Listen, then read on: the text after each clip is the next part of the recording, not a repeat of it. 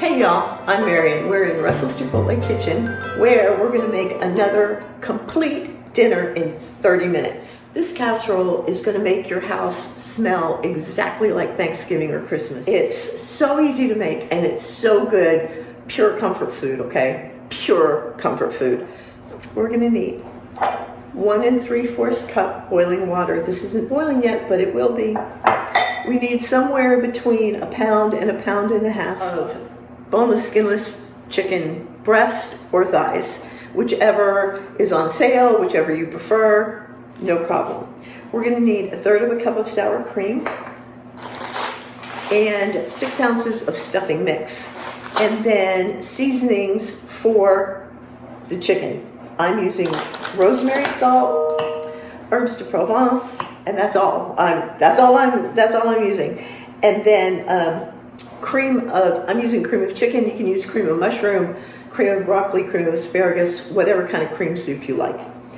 And that's it. And then we're going to make this broccoli as a side dish, and I'm going to show you how to make it absolutely delicious. So let's get started. The first thing I'm going to do is I'm going to butter my casserole dish. Usually I would spray it with non-stick spray, but I happen to be out of that today. And so I'm just using butter, which is fine because butter tastes better anyway. And you want to make sure that you get that really, really well greased. I'm going to set that aside and wash my hands. I've got the water in the microwave coming to a boil, and while that's going on, I'm going to take my rosemary salt and just salt this chicken a bit.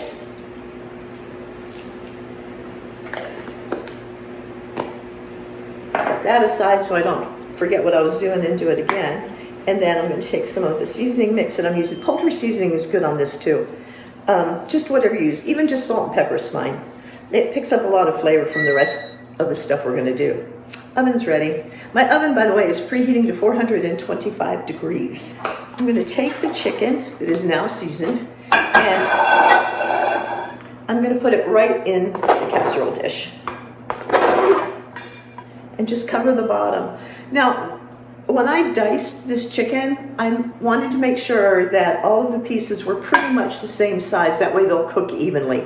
So don't try to do it so fast that you're getting all kinds of wonky sizes out of it, okay? You want to make sure that they're pretty close to the same size. So I'm going to set the chicken aside. I'm going to take the stuffing and put it in this bowl. I'm going to check make sure my water's hot, which it is. Ouch. And I'm going to pour the water in to the stuffing mix and then stir it around until it's evenly moistened. Now, I'm just going to set this aside. I'm using a cornbread stuffing mix, but you use your favorite kind, whatever kind you like, use that, it's going to be fine. So we're going to set this aside now. Now we're going to take the soup and the sour cream, and we're going to put them in yet another bowl. Unfortunately, you are going to get more than just one bowl for 1 or 2 dirty dishes with this because it requires a little bit of extra mixing. So we're going to put the cream soup in there, and then we're going to put the sour cream in there, and then I'm just going to whisk those together until they're completely mixed. Once they're mixed, oh, and if you want to cut back on your sodium, because let's face it, when we use convenience foods, there's a lot of sodium. You can always use a low sodium soup. That'll help. And they may even have low sodium stuffing mix. I have no idea. I've never seen it, but they could have it. All right, so once that's all mixed up, we're going to take our handy dandy spoon and we're just going to spoon this right over the chicken in the bowl, in the dish.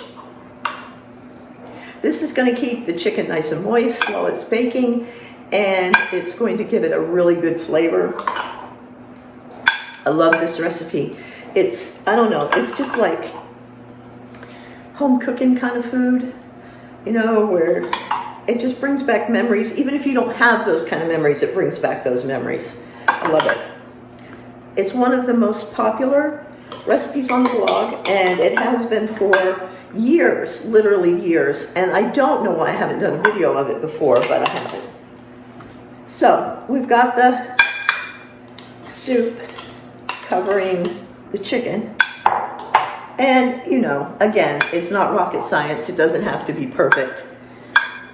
But give it some good coverage, because this is what keeps it moist. Y'all, I told y'all 425 on the oven, but it's 400. So I've just turned the oven down to 400 degrees. Okay.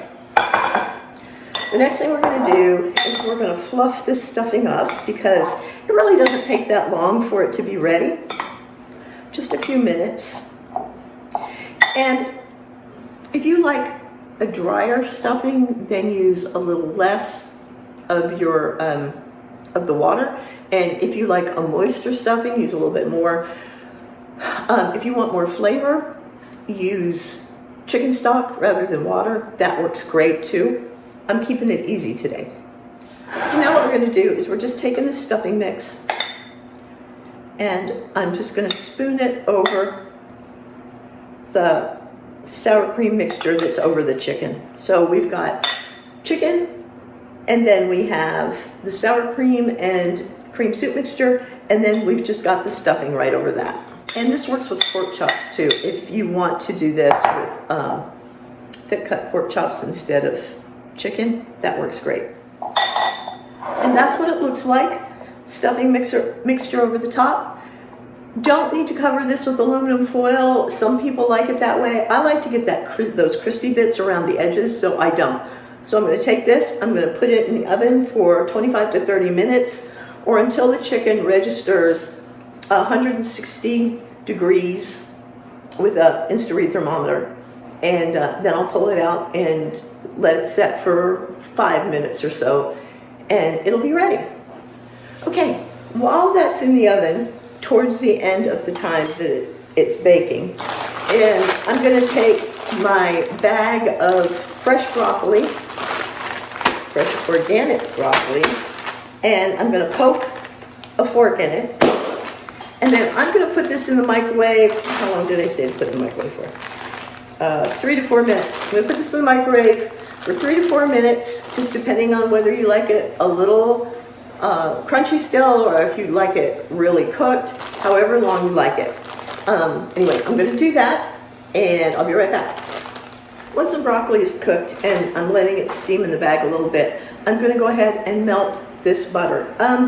Use as much butter as you like on your broccoli. Okay, this is about 2 tablespoons. Probably not going to need more than that. And I'm going to melt this, and then we're going to mix it with some garlic, and well, you'll see. All right, our butter's melted. I'm going to add a little bit of garlic, and you want to do this to taste. There's not a recipe for this. I'm just throwing this together. So I'm going to put some garlic in there. I'm not putting salt in there, and the reason that I'm not putting salt in there is that I'm going to mix some Kalamata olives in there. And those are very salty, but they add such a nice flavor and texture. I'm going to cut the bag of broccoli open. All of my serving dishes are from when all of my kids were at home, and so they're all huge. And when I put stuff in them, it looks like they're just not full. So there's our broccoli. We're going to pour the butter and garlic over it, just like that.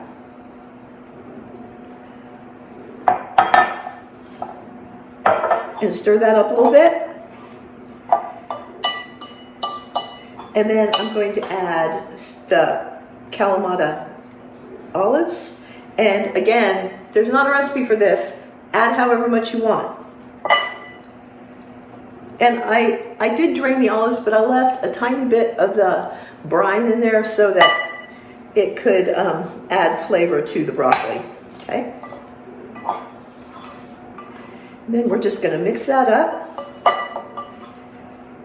And y'all, in less than 4 minutes, we've got our side dish. I've got a few minutes to either read my book or watch a little Netflix or clean up the kitchen.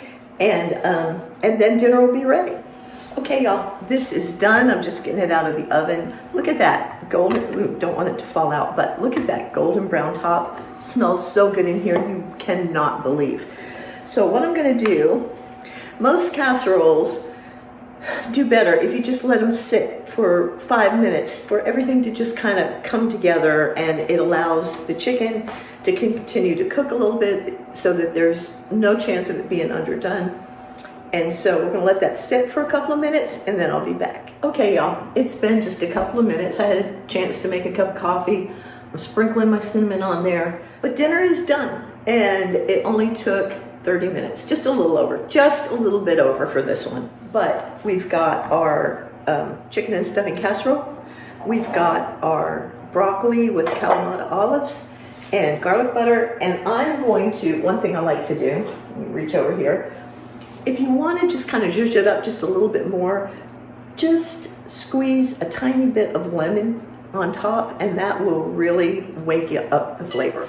Okay, we're going to take some of this chicken and get some of this creamy sauce. Look at that gravy on there. It is so rich and creamy. Can you see that? Oh, amazing.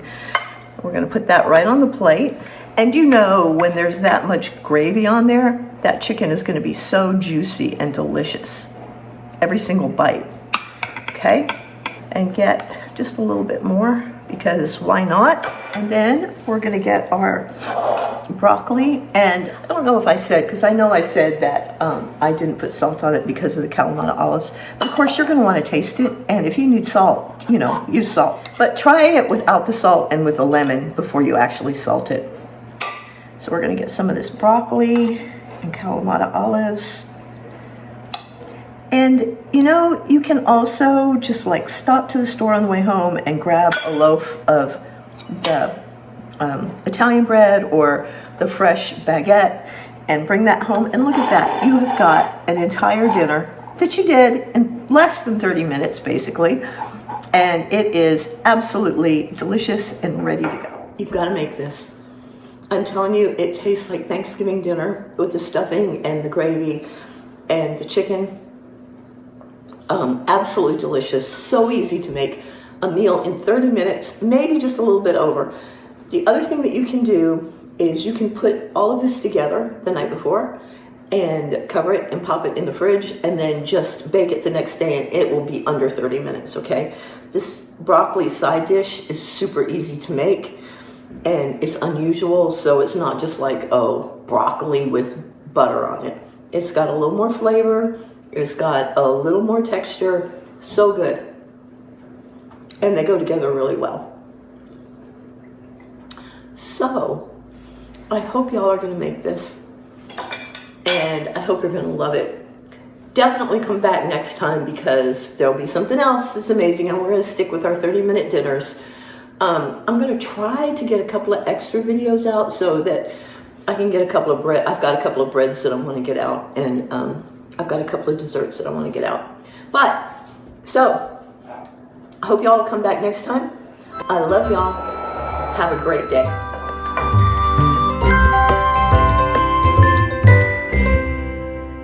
Y'all, I totally lost my place. I don't know what I told you we had and what we didn't.